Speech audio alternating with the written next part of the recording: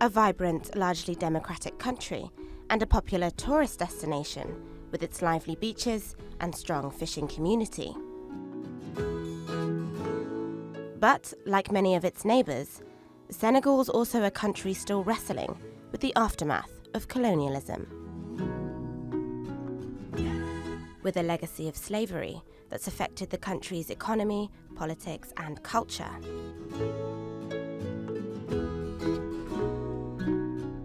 I've come to Senegal to visit one place in particular, an island that's unlike any other.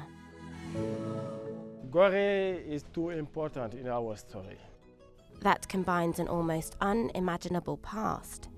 You know, when we talk about the memory of slave story, it is because of Goree Island. With hope and lessons for the future. It's a horrible story. We know that. But now this island, they symbolize reconciliation and forgiveness. And I'll be exploring all of this through the place's unique relationship with art. This is Goree Island.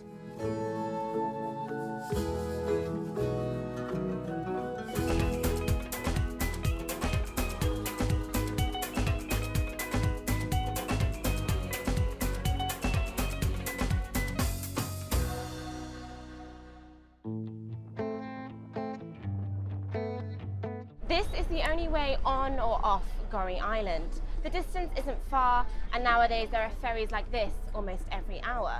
But I can't help thinking, for those captured long ago soon-to-be slaves, this really was the beginning of a life sentence.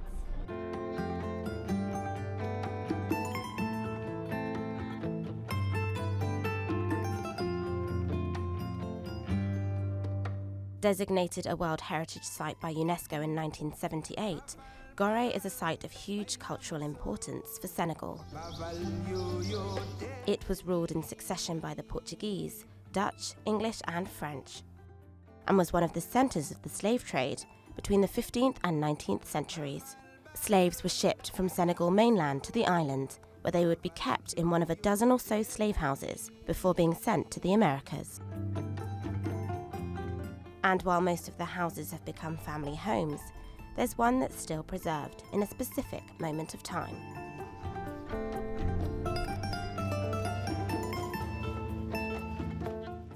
The House of Sloves reminds us the fragility of the liberties, because the Europeans used Goree Island as a transit center during the Atlantic slave trade. So the slaves, for the most, was kept on Goree Island before shipping them to Americas. And the slave house today symbolizes the black deportation. Not only do many African Americans come here to honour their ancestors, many heads of states have also visited. So I remember the visit of the former President of South Africa, Nelson Mandela, when he went out of prison to come to Goree Island to visit the House of Slaves. And also many others, like for United States, President Clinton, President Bush, President Obama. This museum also includes the famous Door of No Return. It's always busy, not just with tourists, but with school children too. Senegal teaches the history of slavery as part of its education program.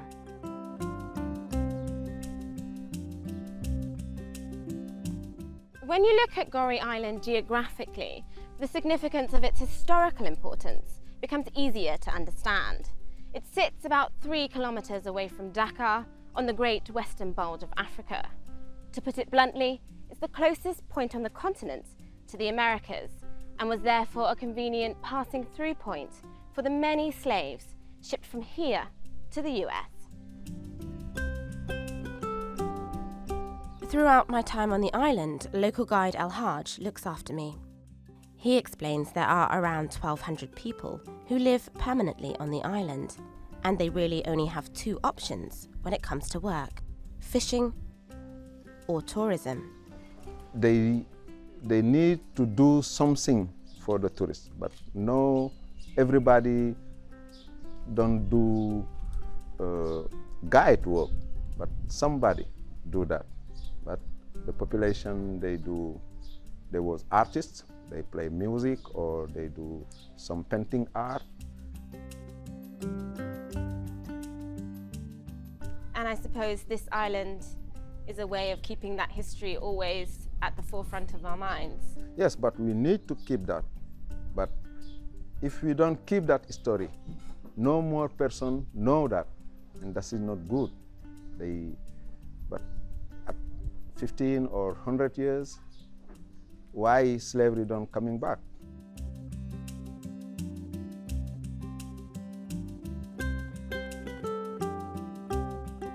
This place is so picturesque.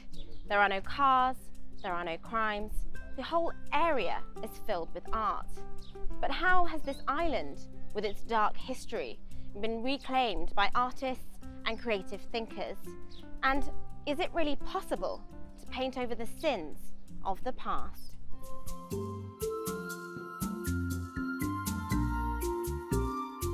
El Haj takes me to meet some of the artists here. Binet, a jewellery maker.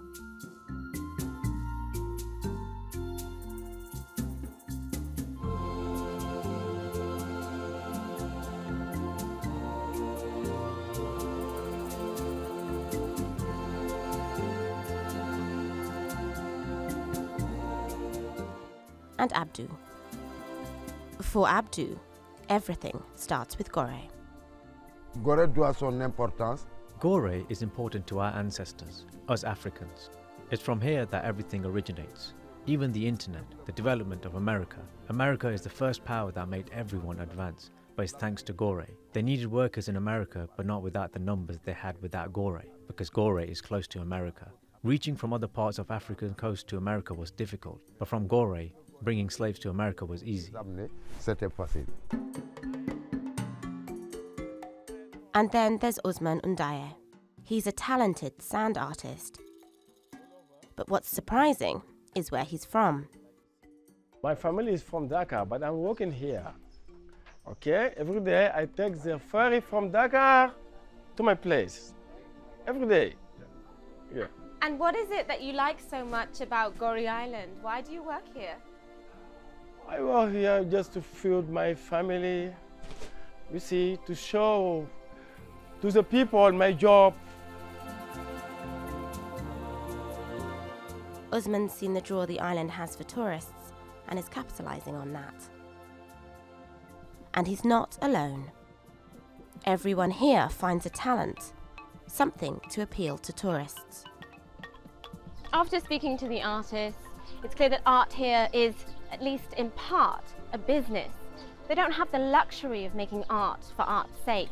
And with so many tourists arriving here, at least 2,000 every day, they found a creative way to make a living. But does it devalue what's being created because we know it's done primarily for financial gain? Just because the community here rely on art to survive, does that in any way lessen the creativity? Goree's longtime mayor, Augustine Senghor, doesn't think so. I think that Goree Island have a vocation of hosting culture and artistic activities for a long time. He's been the mayor since 2002 and has made it his mission to protect Goree's history. When you see people suffering from violence and being treated like animals and transported as slaves in other continents, it is an example of what not to do now. But what do visitors make of the way Goree marries history and creativity? It's kind of quite the interesting contrast that I hadn't expected, because I had some friends who told me I should definitely come to the island. It's really, really fascinating, but they hadn't quite explained that it's got some amazing art as well.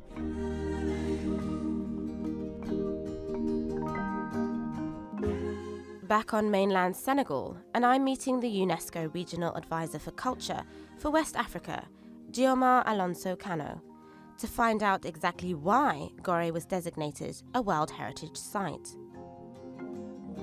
It's not the only site of its kind, and some historians have been critical of it, saying less slaves were trafficked through here than first thought.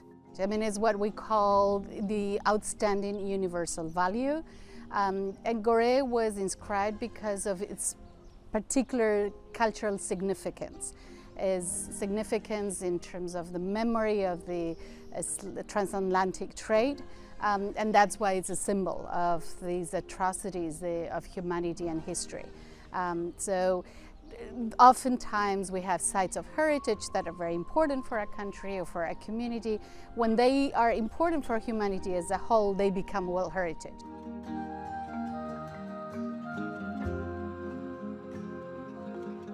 It seems that for many, it doesn't matter exactly how many slaves pass through the island.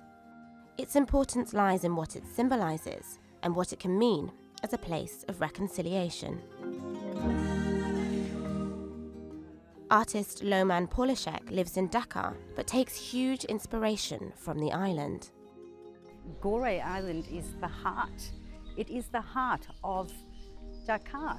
And it's so apparent. I mean, when you're traveling, with the ferry, approaching the island, and you see the whole city is just surrounding it like this. It's beautiful. She works with local craftsmen to recreate scenes of Senegal. And Goree in particular is beautifully reimagined. For those living on the island, their art comes with a financial incentive.